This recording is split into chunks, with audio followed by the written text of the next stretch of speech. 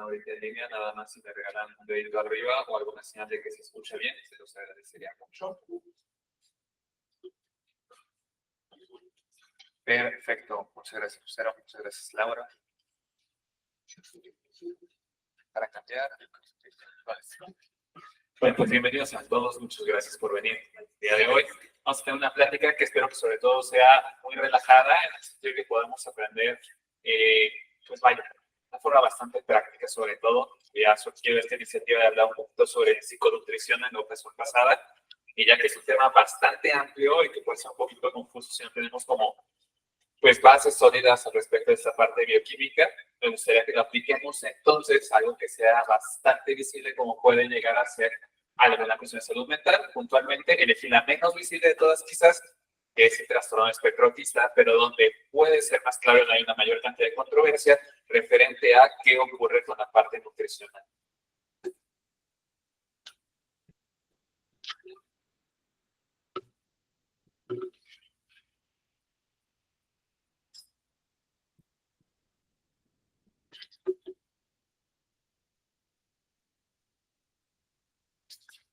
Entonces, bueno, hay que comenzar recordando muy brevemente que, pues desde la cámara, el trastorno del espectro autista juega parte de los trastornos del neurodesarrollo, ¿no? Exactamente igual que el trastorno por déficit de atención, con hiperactividad, como puede ser también las discapacidades intelectuales, ¿no? Y algunas otras cuestiones más de carácter neuropsiquiátrico, puntualmente el espectro autista está dentro de estos trastornos del neurodesarrollo.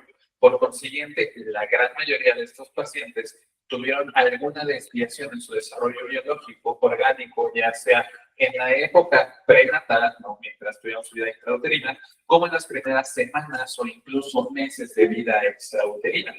Por consiguiente, para que un ser humano nos podamos formar de manera apropiada en el vientre materno, va a ser crítico el tipo de nutrición que va a llevar nuestra madre en esta primera temporada, sobre todo para la formación de nuestro sistema nervioso central, que va a pasar por fases muy específicas en las cuales, si no entramos dentro de esa ventana en la que se tiene que desarrollar la neurona, en la que tiene que desarrollarse la neurogénesis, la astrocitogénesis, etcétera, después ya no podemos esperar.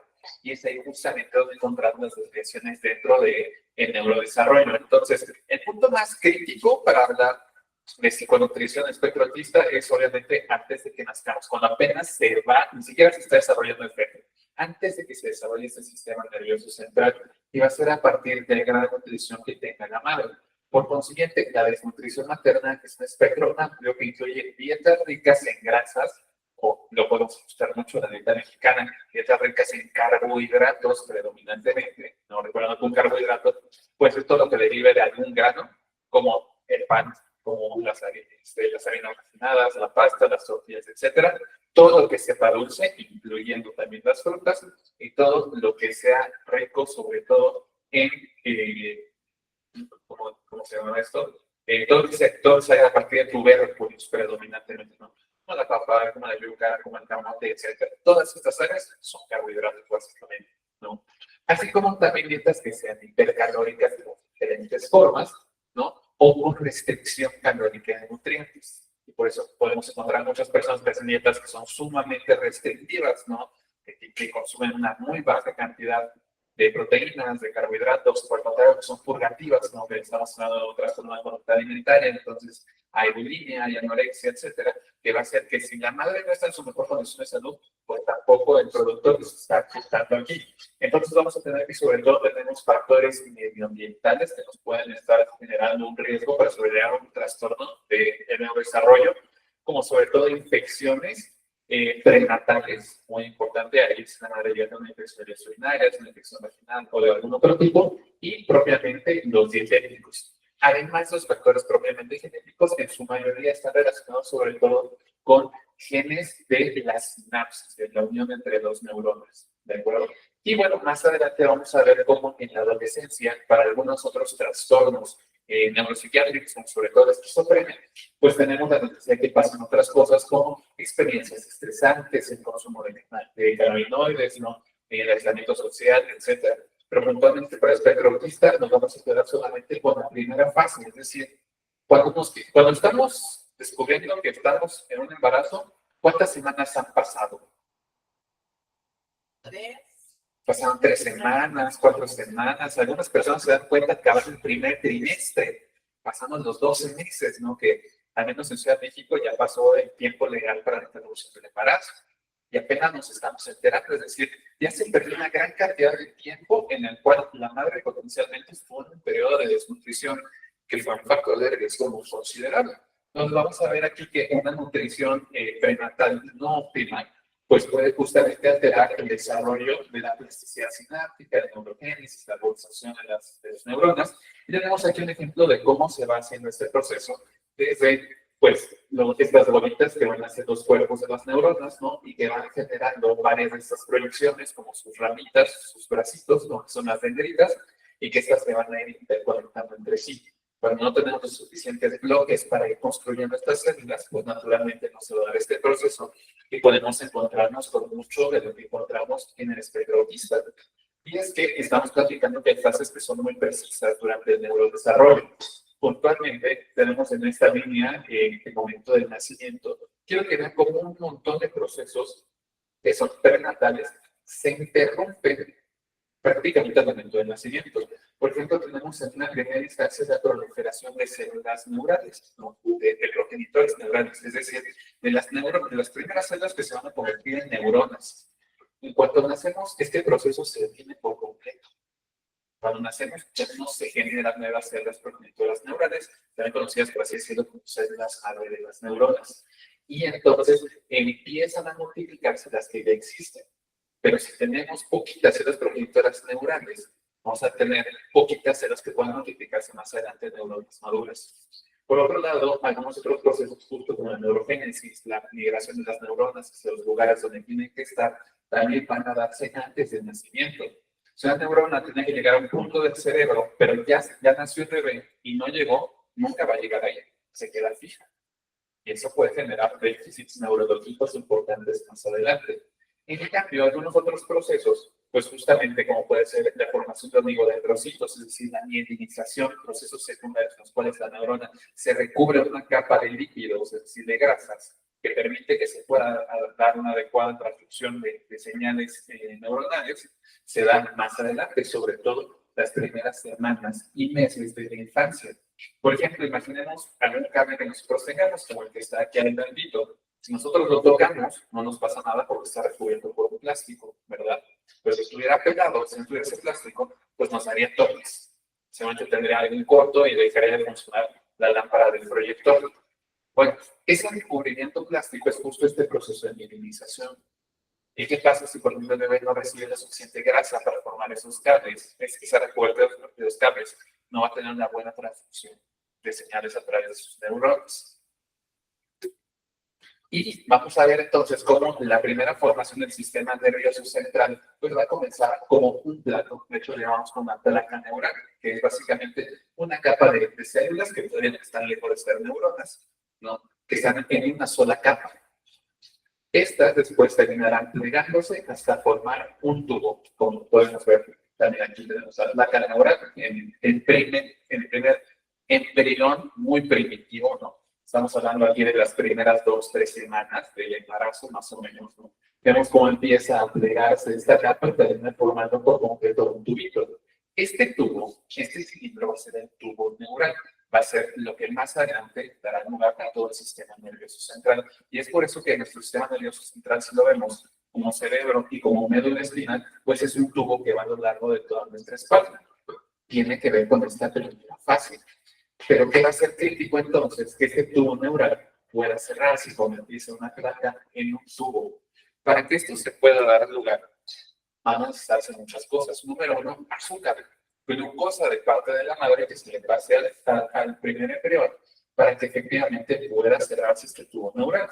Y lo que podemos ver aquí es un tubo neural de un embrión normal, sano. Y quiero que vean, esta es una animación de cómo van recorriendo las células de su tubo neural. Es decir, se van expandiendo y es un proceso sumamente dinámico, se mueven mucho. Pero ¿qué pasa si la madre tiene una deficiencia de calorías o de azúcar? Para empezar, este movimiento pequeño es más retardado, es mucho más heterogéneo, es muy llamémoslo así, no está ordenado, y eso va a generar que entonces este tubo neural, este neuron, no se forme de manera apropiada. Es más, es muy probable que no se cierre, que se quede con una placa que no genera un tubo. Y eso pues va a hacer que no sea viable la vida de este embrión y que termine abortándose, por ejemplo. Entonces vamos a ver que el desarrollo del cerebro consume más de la mitad de la energía disponible durante la gestación.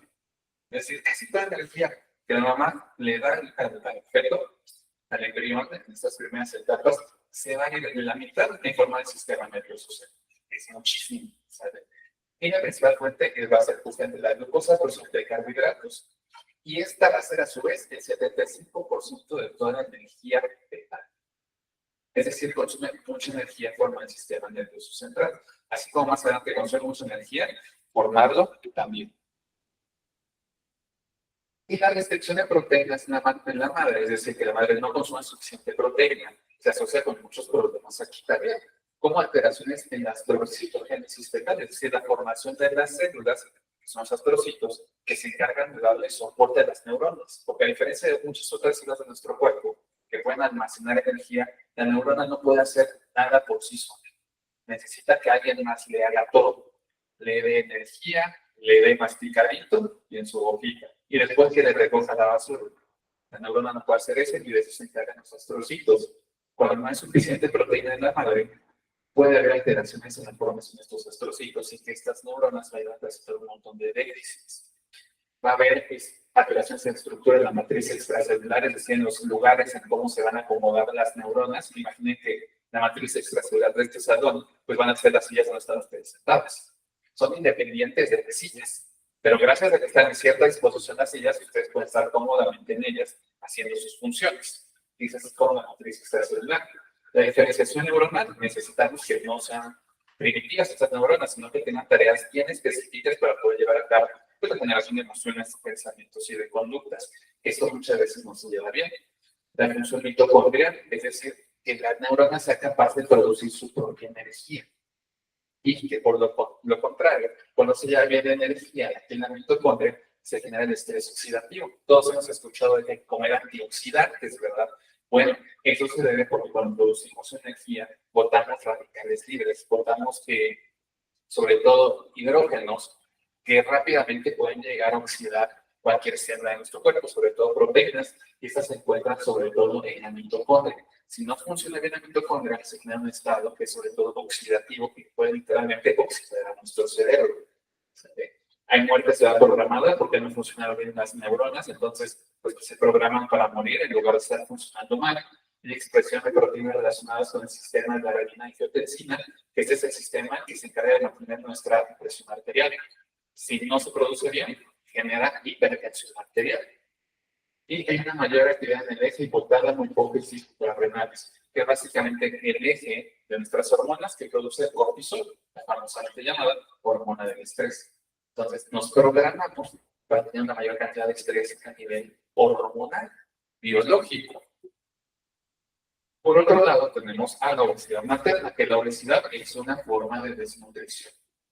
La obesidad durante el embarazo puede ser cambios inmunoinflamatorios. Así como cuando nos cortamos y empieza a ponerse caliente, rojo y se hincha, pasa lo mismo en el cerebro a nivel químico. También puede pasar por un proceso inflamatorio que afecta el desarrollo pues, de las vías neuronales fetales en la primera instancia, sobre todo relacionados con el comportamiento y el rendimiento cognitivo. Entonces, toda mujer que cursa con un embarazo mientras tiene obesidad está en un estado proinflamatorio y le está pasando ese estado proinflamatorio también a su bebé.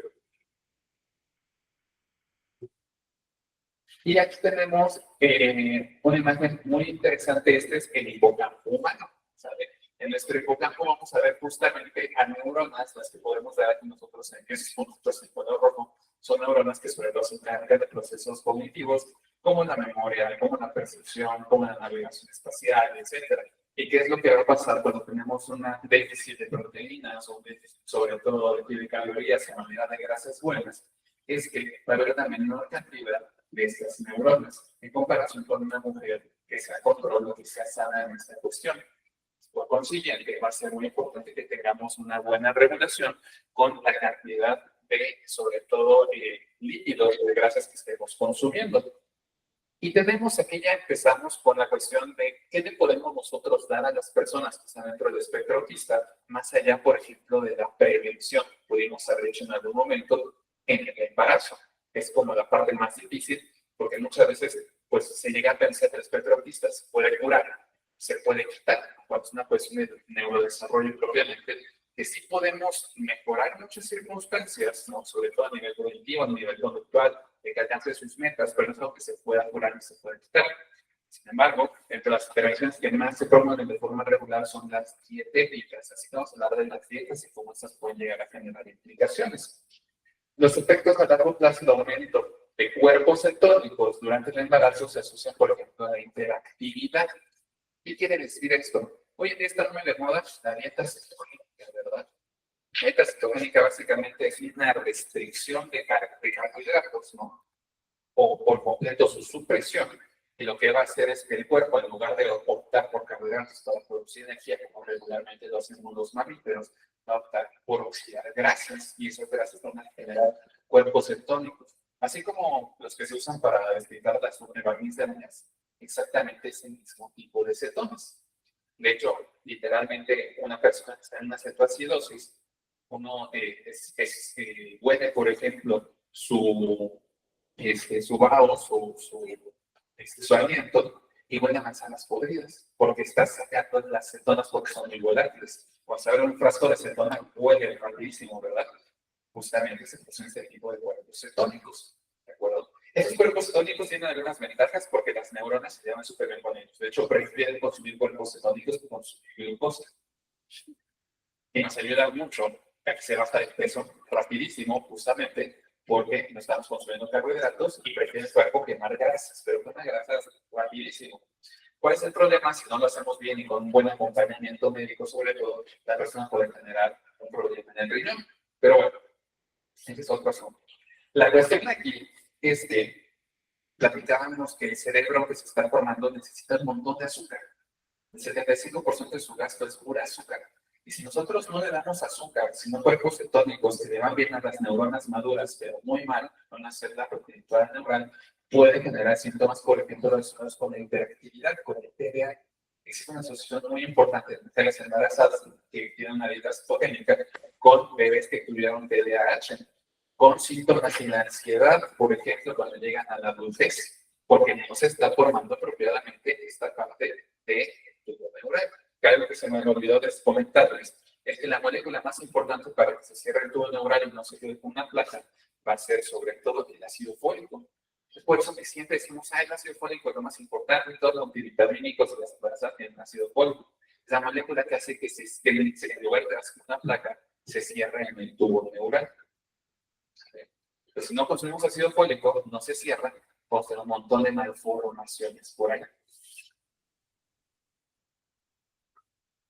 Los ácidos grasos poliinsaturados es un tipo de grasa muy específica que es la principal grasa que llamamos como buena, ¿sale? Los conocemos por sus siglas en inglés, que son los UFAs.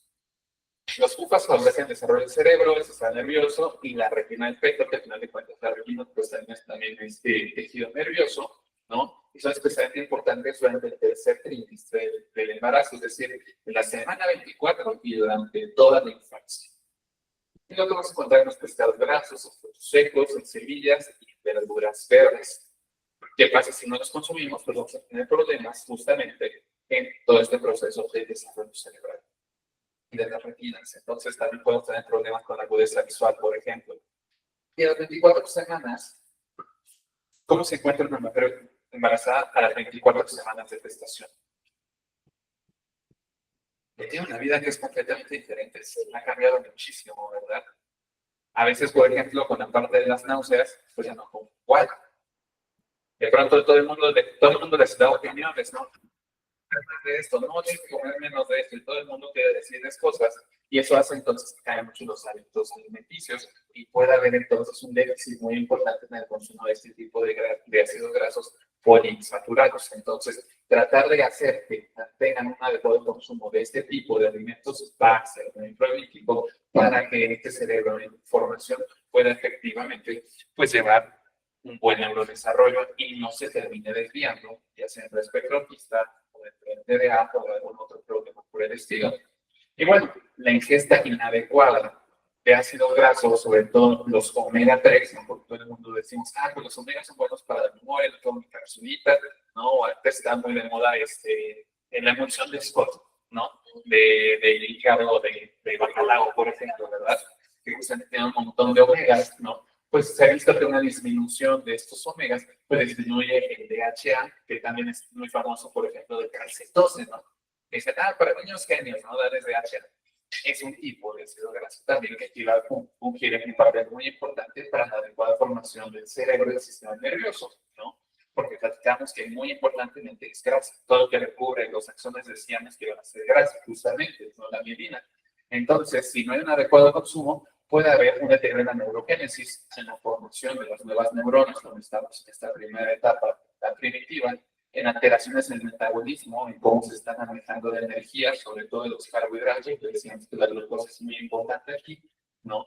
La formación de los neurotransmisores, sobre todo de dopamina y de serotonina, y es ahí que podemos, por ejemplo, asociar con estos problemas de atención y con problemas de ansiedad más adelante durante la adolescencia o durante la adultez, alteraciones en el aprendizaje, en la función visual, trabajamos un poquito de retina, y un aumento del comportamiento estereotipado, que se acuerdan qué tipo de trastornos se asocian con un comportamiento estereotipado.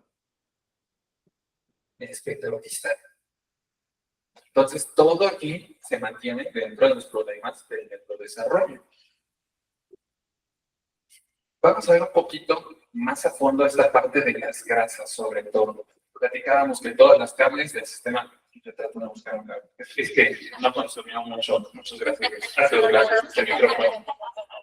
¿Qué vamos a encontrar justamente con este tipo de mapeo de nuestro cerebro? Son los cables con la materia blanca de nuestro cerebro, que nosotros lo podemos ver de esta forma como estos cablecitos azules. Vamos a ver un poquito más a detalle qué es lo que ocurre a lo largo de la nutrición.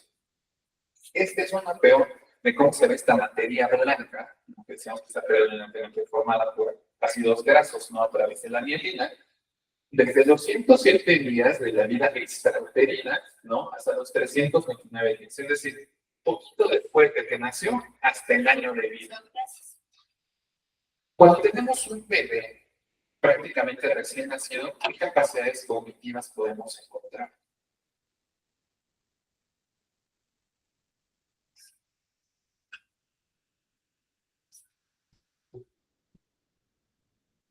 Vemos muchas cosas, por ejemplo, justamente del movimiento, ¿no? Tenemos muchas cuestiones ya de funciones motrices, ¿no? De las manitas tenemos la parte de la prensa, ¿no? La garra. Llevamos con el pediatra por hacer un montón de reflejos y el bebé hace cosas muy chistositas con parte de los reflejos, por ejemplo, ¿no? Tan simple como que nosotros vemos al bebé, le sonreímos y el bebé sonríe también. No porque esté feliz de vernos, sino porque por neuronas se genera este tipo de conductas, ¿no? Que hace que más adelante pues tengamos un sentimiento de empatía y entonces como mamíferos pues tratemos de promover la supervivencia de este bebé. Bueno, todo esto se debe en muy buena parte al adecuado funcionamiento de la materia blanca. Y esta materia blanca aquí podemos ver por este mapeo de resonancia magnética cómo va aumentando desde apenas unos puntos a los 107 días, esos puntos de color azul que alcanzamos a ver, a algo que está ocupando la mayor parte del cerebro al año de nacimiento. ¿Qué nos dice esto? Que todo lo que pasa en el primer año va a ser crítico a la formación del cerebro. Y si hay un déficit en los primeros meses, pues vamos a tener ese déficit, nos va a acompañar toda la vida. Es por eso que muchos trastornos de neurodesarrollo pueden verse justamente afectados por el tipo de nutrición que llevemos en la etapa de vida extrauterina del primer año. ¿Sale? Sobre todo quiero que con esto vean cómo es un cambio radical, verdaderamente drástico en apenas 12 meses. Y aquí vemos diferentes áreas de nuestro cerebro, cómo se van minimizando, cómo se van recubriendo en sus carnes, en comparación de lactancia materna exclusiva, sobre todo los primeros 90 días, contra algunas fórmulas lácteas que son validadas y sustentadas a nivel científico, ¿no? Vemos en color azul de lactancia materna y vemos ya sea que en materia blanca frontal, temporal, parietal, cuerpo calloso, en todas partes, siempre es superior la línea azul. Siempre va a ser mejor la lactancia materna porque eso nos va a proveer de todos los alimentos que se van a requerir en esta primera etapa de la vida. incluyendo también, por ejemplo, de toda la opción inmunológica, sobre todo a través de inmunoglobulina A, porque el bebé todavía no produce anticuerpos, tiene un sistema inmunitario de las defensas muy primitivo, y podemos recibir toda la inmunidad de nuestra madre a través de la lactancia materna. Entonces, va a ser muy importante que podamos recibir esa lactancia materna, dice la Organización Mundial de la Salud, al menos 6 meses de forma exclusiva. Y bueno, hay una razón que lo diga de esa manera, ¿no? Justamente por esto que les estoy compartiendo. No solo eso, ¿qué pasa si no recibimos lactancia materna y tenemos algún factor de riesgo para tener alguna desviación del neurodesarrollo con espectro autista? Que son predominantemente que tengamos, por ejemplo, un parto pretérmino, porque decíamos que había muchos procesos que se detenían justamente al momento del embarazo, ¿verdad? Un niño que tiene un parto pretérmino tiene un mayor riesgo para desarrollar espectro autista.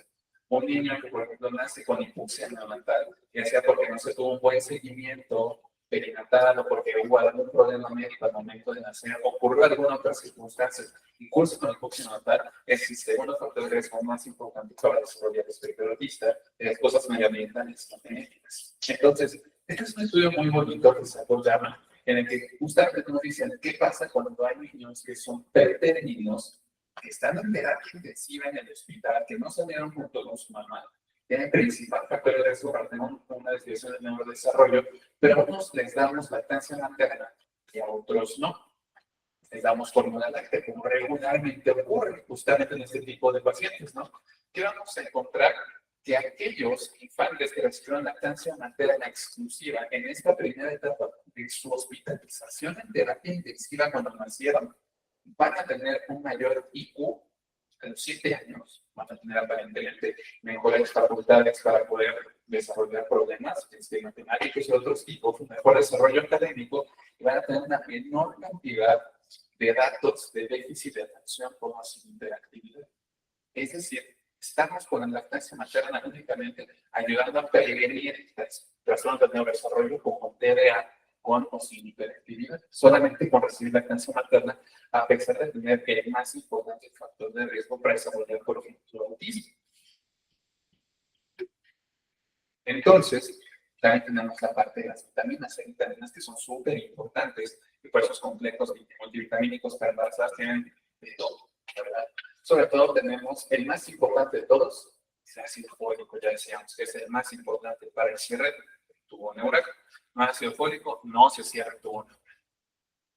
Hay unos macronutrientes, como sobre todo el hierro, que pasa muchas veces en las mujeres embarazadas cuando están desnutridas. Lo primero que vemos es que tienen anemia, ¿verdad? Entonces, el hierro va a ser muy importante para esta parte de la anemia. El yodo para prevenir sobre todo cuestiones del hipotiroidismo, entre otras cosas más. Y algo que vemos ya más adelante, sobre todo cuando ya son niños o cuando son adolescentes, por ejemplo, es el eje intestino-cerebro. Es decir, cómo la adecuada salud de nuestra microbiota, antes llamada flora intestinal, va a estar ejerciendo muchas cuestiones importantes aquí en función de nuestro cerebro y de nuestra salud de forma global. De tal manera que un niño que tiene una mala microbiota, porque consume un montón de productos chatarra, puede tener también alteraciones conductuales asociadas a esta parte. ¿Y qué encontramos en un niño que tiene espectro autista, por ejemplo? Que come muy mal, en la mayoría de las ocasiones. Tiene una forma de comer que es muy impulsiva, ¿no? Que consumen predominantemente carbohidratos, que rehusan mucho, por ejemplo, a comer verduras o fibra dietética, ¿no? Y que por la misma manera que no está conectado a su cerebro van a preferir consumir azúcares.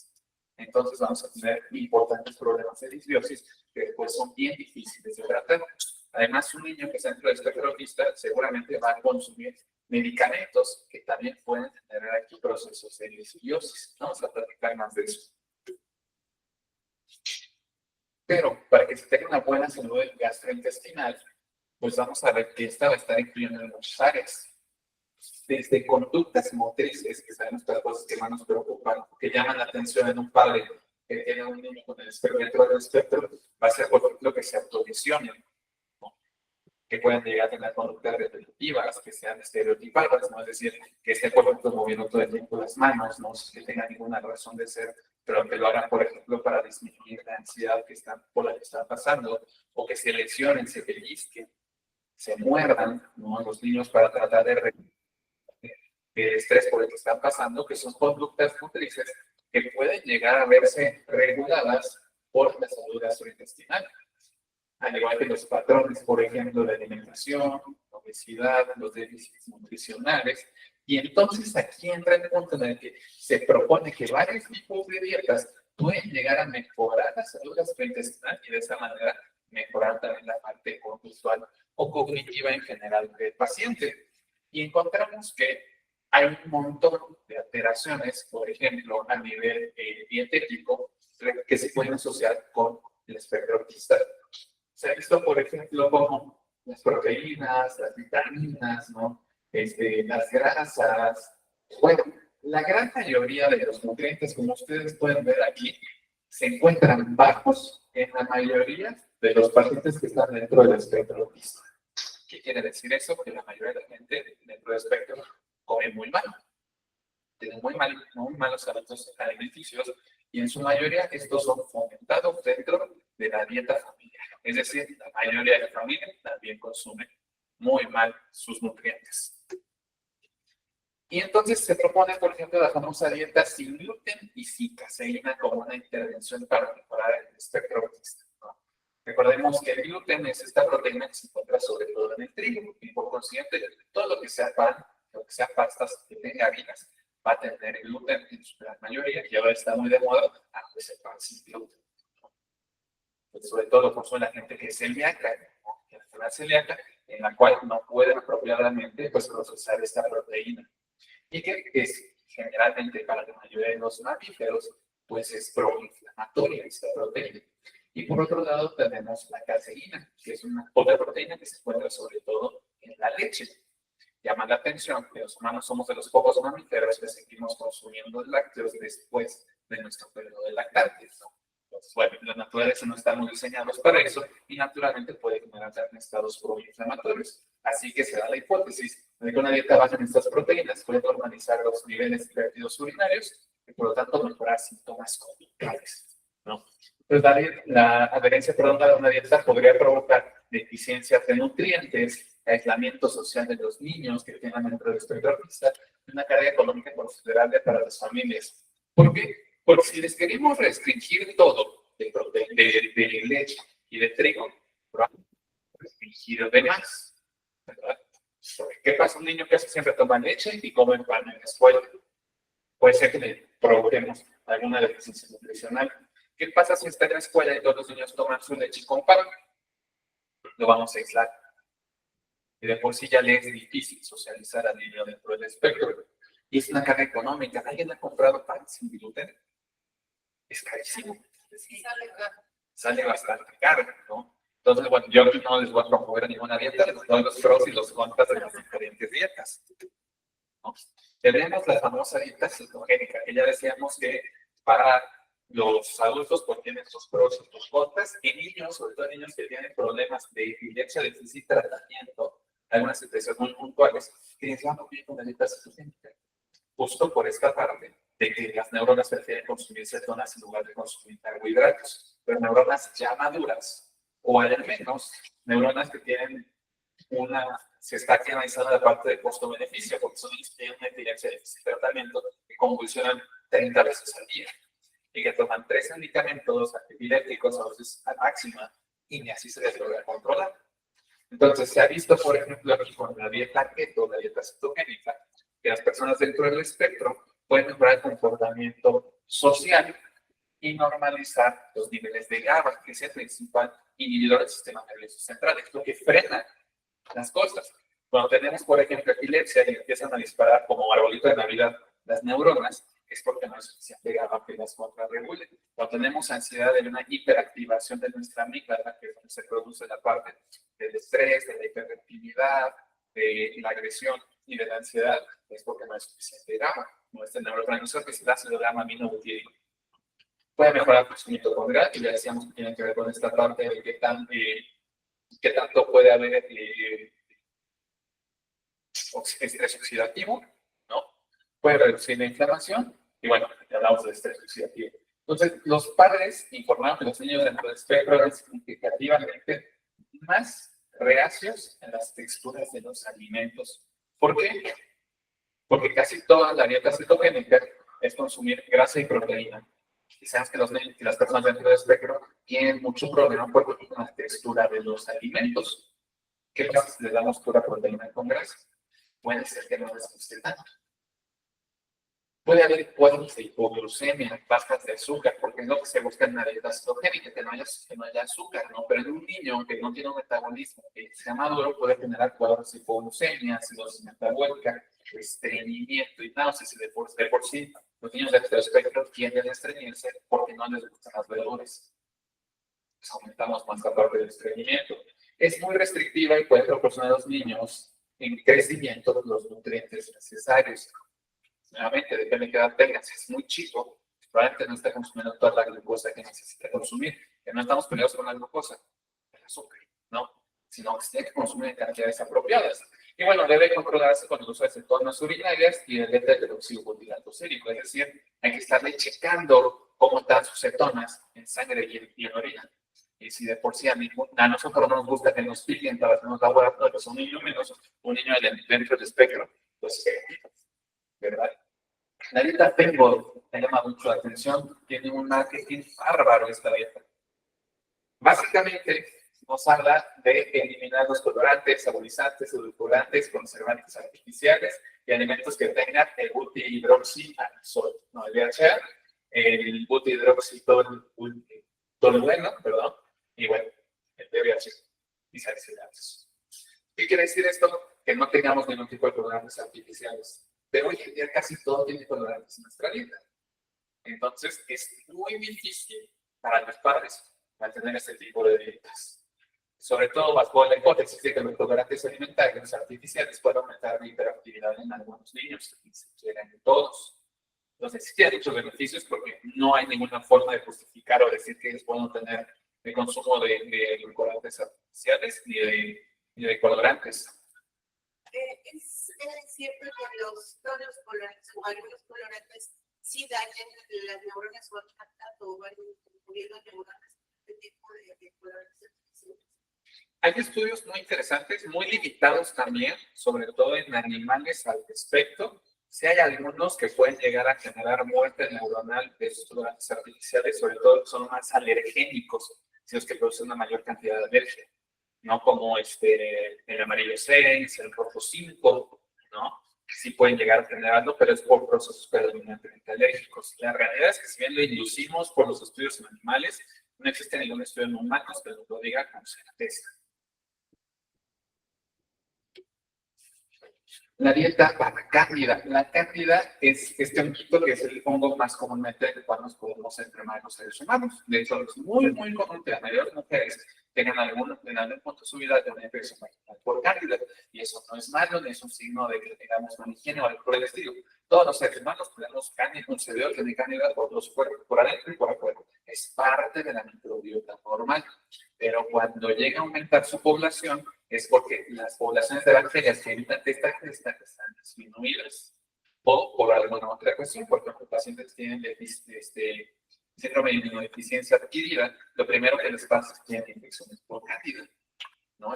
Lo primero que nosotros tenemos que sospechar en el hombre o mujer que sea joven que tenga una infección por cándida que no sea vaginal, que pueda tener un síndrome de este tipo, ¿no? Entonces, la cándida es algo muy común que lo tenemos todos. También pacientes diabéticos descontrolados empiezan a desarrollar este tipo de infecciones. Así que bueno, se hay especies de cándida con mayor frecuencia en pacientes dentro del espectro autista. Es decir, de por sí, como decíamos, tienen el disbiosis, tienen mal funcionamiento del eje intestino-cerebro, porque tienen una mala microbiota, de por sí tienen mayores niveles de este hongo en su intestino. Entonces, más fácil de aislarlo en heces de pacientes dentro del espectro autista. Y las dietas ricas en carbohidratos, sobre todo glucosa y manosa, la manosa es la que encontramos en los ultraprocesados, lo dulce que sean ultraprocesados, casi siempre es manosa, se correlaciona positivamente con la abundancia de cándida intestinal, mientras que hay una correlación negativa en las dietas ricas en proteínas. Es decir, si consumimos una mayor cantidad de proteína, vamos a tener una menor cantidad de cándida que pueda llegar a ser patológica en algún momento. Y bueno, los estudios en humanos han proporcionado evidencia limitada o no concluyente de una dieta sin azúcar o la suplementación con probióticos tengan efectos sobre el espectro autista. Entonces, sí hay cosas interesantes al respecto, pero tampoco son concluyentes. Dieta de carbohidratos específicos. Eso es bien interesante, ¿no? La hipótesis que los carbohidratos alimentan a las bacterias. Las bacterias son las que consumen carbohidratos en nuestra microbiota. Y las levaduras en los intestinos, lo que conduce a una sobreabundancia de bacterias y levaduras. Las levaduras son este tipo de hongos. También tienes levadura como hongo. Y los alimentos se describen como legales o ilegales según su contenido de carbohidratos. Para empezar, desde que aquí nosotros catalogamos como algo bueno y como algo malo, ya podemos generar una disonancia cognitiva en los pacientes y decir, es que se me antoja lo malo. No se me antoja tanto lo bueno. Y eso hace que tengamos un mal apego en niños, ¿verdad? Entonces, bueno, los ilegales son los cereales, los azúcares, los frijoles, las papas, todos los alimentos procesados, incluidos los lácteos, es decir, todo lo que viene en la tiendita que todos los niños comen. Y los legales, ¿no? Son las legumbres, la mayoría de los aceites, los tés, de café, de mostaza, vinagre de manzana, vinagre blanco, jugos sin aditivos, miel, y todo lo que no comen los niños.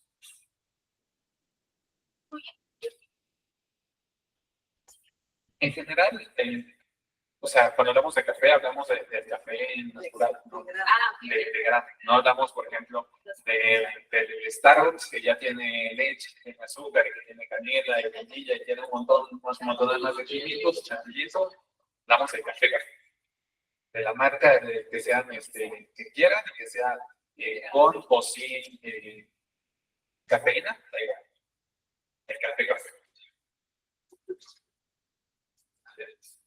Y bueno, lo que vemos aquí entonces nosotros son que las dietas van a dar sí resultados en función de diferentes anotaciones e intereses. Por ejemplo, veamos en cuanto a la agresión, qué es lo que más puede tener a los problemas con el espectro. Porque se daña a sí mismo, tiene agresión que son autodirigidas o heterodirigidas hacia otra persona. Y se ha visto que la dieta Painball puede mejorar hasta el 34% de los niños este ámbito, este dominio, ¿no? Sobre la ansiedad, la dieta cetoquínica está en el 33% de los niños lo pueden mejorar. En la atención, dieta cetogénica el 43%, cognición, la dieta cetogénica, estreñimiento, la dieta cetogénica. Sí, como que sí puede ayudarnos entonces, que es interesante que ayuda a uno de cada 3 niños. No llegan a la mitad para darles una mejoría. Y es una mejoría parcial. Y ya vimos, por ejemplo, todos los contrastes que pueden haber aquí, ¿no? Dentro del trastorno del espectro, el trastorno obsesivo compulsivo, que es de las principales concomitancias, es decir, las principales enfermedades neuropsiquiátricas que se presentan al mismo tiempo que el autismo, vemos que, por ejemplo, algunas otras medio pueden ayudar, pero ninguna supera el 10%. Entonces, digamos que sí, mucho nos está ayudando, pues la realidad es que por consiguiente, sobre todo quiero que nos quedemos con esta parte de que los dominios que nosotros mejor podemos promover dentro del espectro autista y en general dentro de los seres humanos con una dieta va a ser la agresión, la ansiedad, la agresión, la cognición.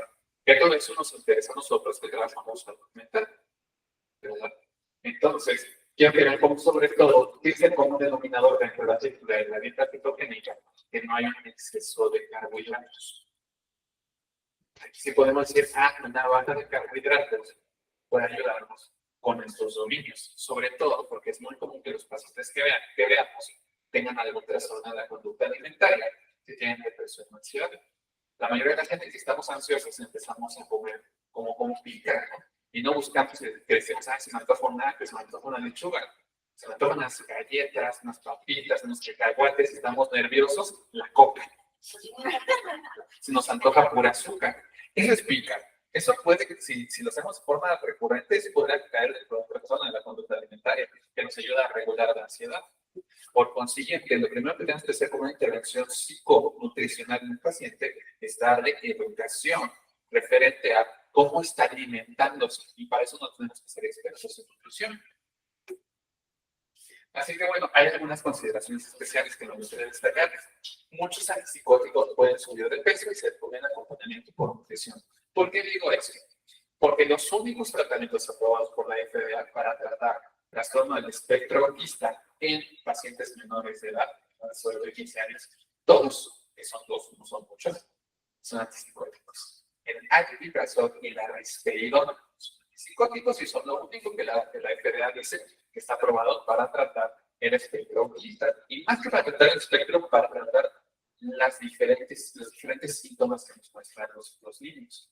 ¿Sabe? Esta parte de la hiperactividad, de la impulsividad, que se hacen daño, que están haciendo muchas cosas, no dejan de estar tranquilos. Eso justamente puede mejorar con los antipsicóticos. Recordando, claro, que la finalidad de estos es que se acompañen de un tratamiento psicológico o tratamiento de terapia ocupacional, ¿no? Y que nos ayuden entonces a regular la ansiedad que ellos están presentando. Pero cuando no se puede, es demasiado por la propia falla en la conectividad neuronal, nos vamos a ayudar de los antipsicóticos. No de ansiolíticos, como decimos los adultos, ¿verdad? Esos están súper contraindicados en menores de edad. Usamos los antipsicóticos. ¿Qué pasa con estos? El principal efecto adverso de ellos es que pueden subir de peso. Generan un deseo bárbaro por consumir carbohidratos. Si yo consumiera hoy en día antipsicóticos, en un mes voy a haber subido al menos unos 2-3 kilos de peso. Voy a tener problemas para evitar que se me antojen los carbohidratos. Pero yo no puedo subir de peso si no como carbohidratos, ¿verdad? Entonces, aquí lo importante es que un niño o toda persona que use un antipsicótico se recomienda que tengan acompañamiento por nutrición para que tenga conciencia de lo que come. Y si ustedes más adelante tienen algún paciente que consuma algún antipsicótico, pues recordarle esta parte de que sí puede subir de peso por ellos, pero sí y solo sí come de manera inapropiada. Si no, no.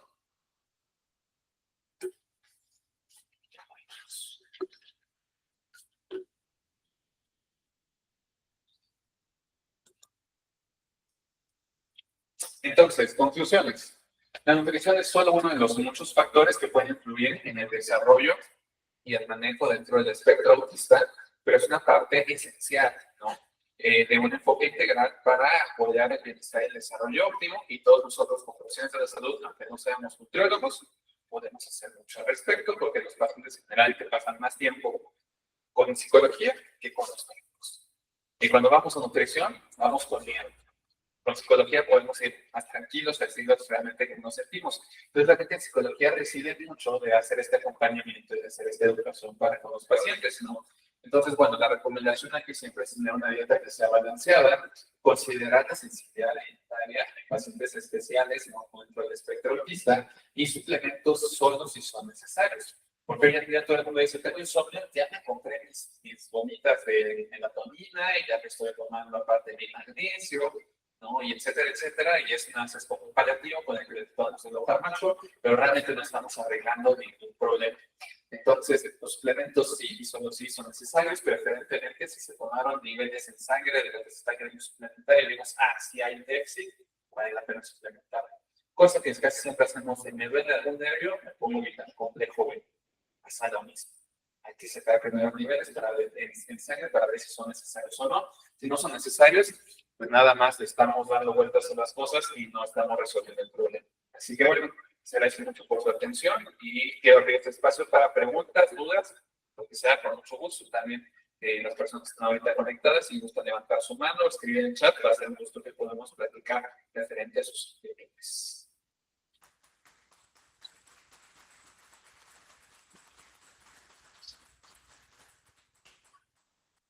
Sí, gracias, doctor. Es que hablando esto de hacerse análisis para ver si necesitamos, sí es súper importante porque en su momento cuando yo, bueno, como dice cambios de hábitos, repito sí, cuanto a que es súper importante hacerse análisis para ver si se requiere suplementación, porque en su momento yo cuando hice cambio de hábitos de alimentación, me decían mucho porque dejé de comer carne y como que muchas cosas de origen animal de comida. Y mucha gente me decía, es que tienes que comer vitamina B12, o sea, sí o sí tienes que comer vitamina B, tomar vitamina B12. Y yo no sé por qué decía, no, es que mi cuerpo lo produce y no voy a tomar. Pero yo estaba como, pero no sé, algo de mí decía que no lo requería, porque yo no me sentía nada. Total que fui ya con una doctora y me hizo esta prueba de vitamina B12. Y de hecho me dijo, ¿te suplementas? Le dije, no, de hecho estaba pensando que requería. Me dijo, es que resulta que tu cuerpo reserva vitamina B12. Tú no necesitas consumir aparte vitamina B12. Entonces hubiera sido lo contrario, si yo hubiera suplementado, hubiera hecho todavía más vitamina B12 de la que yo quiero. Entonces, por alguna razón, no sé qué pasó ahí con mi sabiduría, que dije no la necesito. Y digo, ahora también tengo que volver a hacer otro estudio, pero sí me impactó, de hecho ya me dices que es muy raro. Dice, no es malo, tu cuerpo lo reserva, no tienes hipervitaminosis, pero sí es muy importante que te estés chequeando. Y si que no nada más te tomas vitaminas, por favor. Entonces, mi experiencia. Sí, muchas gracias. Y de hecho, aquí hay que evaluar porque las diferentes formas de las vitaminas que se puede suplementar, pues se guardan diferente en el cuerpo, ¿no?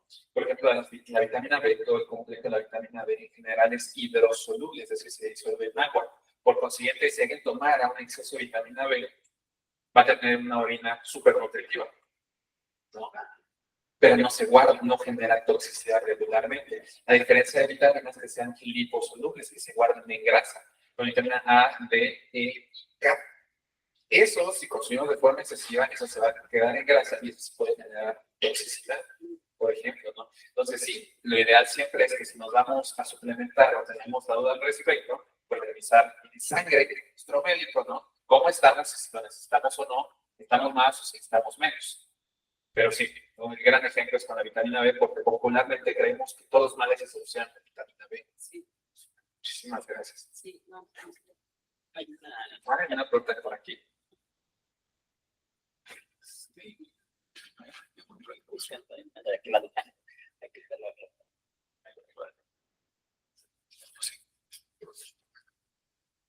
Ah.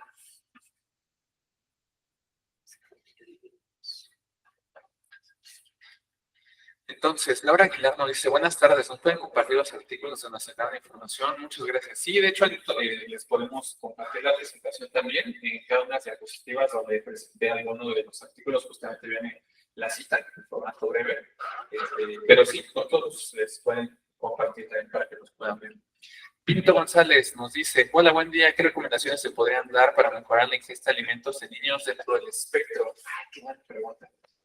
Lo más importante de todo es la relación que se tengan los padres con ellos y cómo está el contexto escolar, ¿no? Porque hay que recordar que un niño, se tenga o no tenga algún problema de neurodesarrollo, pues tiene que procurar la dieta familiar, ¿no? Entonces, si los padres dentro de su dieta tienen una dieta que sea inapropiada, que sea proinflamatoria, que no sea saludable, pues va a ser imposible también que el niño pueda tener aquí. Y también hay que considerar aquí la parte que les estaba comentando de cómo se siente dentro de la boca, cuál es la textura de los alimentos, porque los niños dentro del espectro pues tienden a tener mucho problema con esta cuestión. Y también los adultos que están dentro del espectro, que dicen, no me gustan cierto tipo de texturas y prefieren evitar por completo los alimentos. Entonces la cuestión aquí es, número uno, la disponibilidad que haya en casa de alimentos que sean los que dijimos que no nos ayudan, sobre todo que sean muy, muy ricos en carbohidratos o que sean ultraprocesados. Si están disponibles en casa es porque hay quien los consume. Por lo tanto, le estamos enseñando a que el consumo de ese tipo de alimentos es bueno, ¿no? Y en segundo lugar, pues nosotros como su familia nuclear debemos de preferentemente tratar de tener una dieta lo más similar posible. Pasa lo mismo con un paciente que tenga diabetes, por ejemplo, que queremos hacer una dieta específica, queremos cuidar del cuerpo muy bien, pero el resto de la familia se sienta y le antoja nomás lo que estamos comiendo, ¿no? Entonces ponemos ahí con tortillas, nos tomamos nuestro vaso de coca, de 1 litro en nuestro vaso y ponemos puras cosas que están mal, pues obviamente la pobre persona que tiene diabetes los ve a todos comiendo mientras come ensalada y pues no va a querer consumir absolutamente nada. Pasa lo mismo aquí entre los espectro autista, y más que son niños que están aprendiendo a comer. Pues lo ideal es que nosotros como familia, como un núcleo familiar, pues vamos a ofrecerles la mejor enseñanza posible al respecto. Pero más o menos va por ahí, porque todo comienza con los padres, con niños, más dentro del espectro autista. Entonces, más o menos solucioné la pregunta de este lado.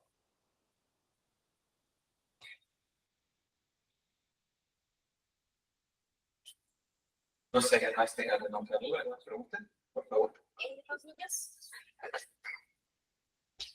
sería ideal como incluir un poco de todas las dietas que mencionaste o tiene que ser alguna en específico de las que mencionaste. Aquí depende mucho de las características, o sea, como con todos, ¿no? Si quisiéramos optar por una dieta, depende de cuáles son las características individuales que cada uno de nosotros tengamos. Porque, por ejemplo, si tenemos a un niño que consume antipsicóticos, decíamos, como la risperidona o el omeprazol, que va a querer tener o va a necesitar consumir carbohidratos porque se le generará mucha ansiedad por consumirlos, le damos una dieta cetogénica, es altamente probable que haya hipoglucemias, ¿no? Entonces depende de cuáles son las características que tiene. Si no está tomando ningún tratamiento psicofarmacológico o farmacológico en general, debe tener una dieta lo más balanceada y apegada a lo natural, ¿no? Es decir, todos sabemos que los edulcorantes artificiales pues, son malos, los colorantes artificiales pues, son malos. El consumo excesivo de carbohidratos también es malo, ¿no? El comer en la caseína que estábamos platicando, ¿no? Pues también no es lo ideal, el consumir ese otro tipo de proteínas del cereal, pues tampoco es lo ideal. Entonces, más bien es dependiendo de cuáles son las características individuales de la persona, ¿no? Y pues que sea una dieta más variada, más balanceada y más apegada a lo que la naturaleza podríamos conseguir. Y también tendría que consumir los padres. Bueno, todos los seres humanos deberíamos consumir una dieta de esa manera, ¿no? Pero sí, si los padres están consumiendo puros ultraprocesados y quieren poner al niño que consuma de forma natural y se vuelva crudiograno, pues vamos a tener un problema aquí que va a generarnos problemas a largo plazo. Primero con los padres y después también con el niño. Nos dice Lucero, buenas tardes, ¿usted me podría dar su opinión acerca de la restricción de gluten y lácteos en los niños con trastorno del espectro autista? Pues justamente...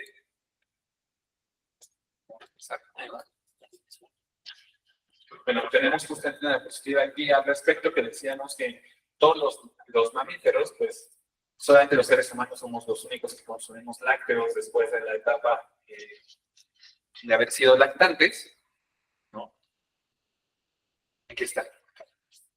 Solamente los seres humanos consumimos lácteos después de eso, entonces no es algo que de forma natural se haga y nos aferramos tanto a ser antinaturales que tenemos leche deslactosada en el súper, ¿verdad? Tanto así nos aferramos a lo que es antinatural. Entonces, bueno, en general se considera que una dieta baja en estas proteínas, como el gluten, que digamos que se encuentra en el trigo, y la caseína que se encuentra en la leche, ¿no? Pues nos puede ayudar a disminuir péptidos urinarios que mejoran los síntomas conductuales porque estos péptidos urinarios pues están circulando en la sangre y pueden tener un impacto directo sobre la salud de nuestro cerebro y de cómo se están interconectando las neuronas, ya sea en la etapa de la infancia o más adelante, cómo está el metabolismo cerebral global, ¿no? Entonces, una adherencia prolongada a una dieta de este tipo, pues puede haber deficiencias nutricionales, porque lo que más consumen los niños pues son leche y cereales, ¿no?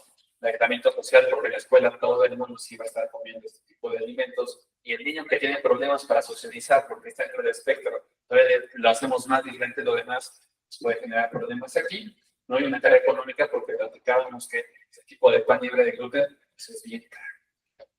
Entonces, la recomendación aquí es nada más tratar de que sea balanceada la dieta que podamos tener cuando queramos hacer una eliminación de gluten y de la caseína. No está mal, solo que sea balanceada, ninguna dieta restrictiva. Y es la ideal, ¿no? Y que puedan más o menos adaptarse a las demandas sociales que puedan llegar a presentar el niño, porque al final de cuentas, entre que tome leche y coma pan, pero puede estar socializando dentro de lo más posible a pesar de las deficiencias sociales que puede tener por la condición del espectro autista, pues yo prefiero que coma leche y pan. Entonces, bueno, no sé si hay alguna otra duda o pregunta. ¿Sí? Yo sé que los lácteos, yo también dejé los lácteos y todo eso, pero por ejemplo el requesón, siento que es de los lácteos lo que más proteína tiene, bueno, no sé si sea así, si sea lo más saludable o de plano nada. Se puede evitar. O sea, nuevamente, los lácteos, no está mal per se consumir lácteos, ¿no? No es lo más natural, no está mal per se. Yo consumo lácteos de forma regular, ¿no?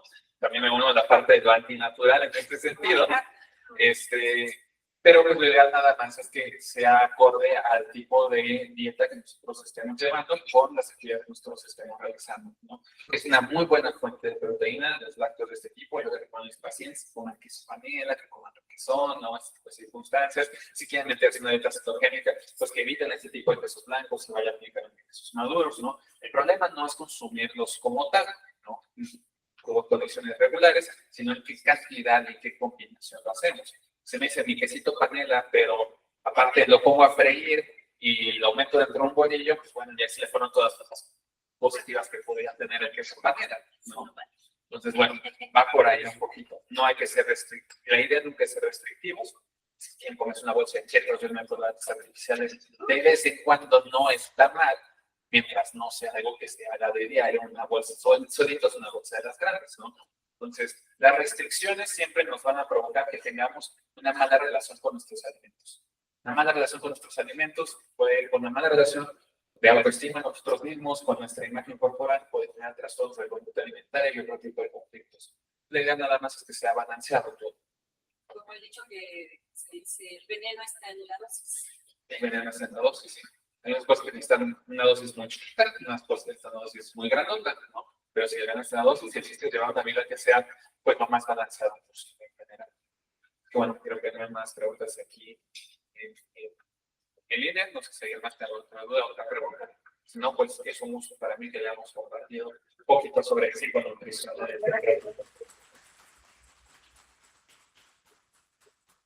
Amiguísimo doctor Andrés, muchísimas gracias. Siempre bien ilustrativos sus conferencias y siempre estamos pendientes de sus mensajes, sus comentarios, por supuesto, en el campo científico, que no sabe por qué se le ocurre, evidentemente. Y bueno, lo pregunto también, bueno, uno de los problemas que tenemos, por ejemplo, en las instituciones educativas, y es ahí donde deberíamos estar atentos también, es que los jovencitos comen, pues no sé si la palabra tendrá que decirlo, pero puras porquerías, ¿no? Están llenos de puras porquerías y las cooperativas y las cafeterías, etcétera, están llenas de ¿no? Sé que no es el caso, pero deberíamos, por lo menos desde algún ángulo, tratar de promover en gran medida el deporte, por supuesto, y la sana alimentación, ¿no? Que no es tan difícil, pero pues sabemos muy bien, y me dicen que tenga fuerte, pero sabemos muy bien que en este país esas cosas como que no les importa ni al gobierno, y tampoco los padres de manera a todos, ¿eh? Creo que también es importante que los propios muchachos, pues como queremos, ¿no? Ni a los profesores, estos creo que es algo integral, y cuando hablamos de integral, el programa se vuelve muy complejo, pero creo que se puede y se debe seguir promoviendo lo que el doctor y lo que también hacemos aquí, tenemos en la salud mental, que es integral. Bueno, amigos míos, muchísimas gracias a los que se conectaron, muchas gracias. Nos veremos en otra ocasión. El doctor Andrés está con nosotros, así es que le agradecemos muchísimo. Gracias. Y me tomo por los.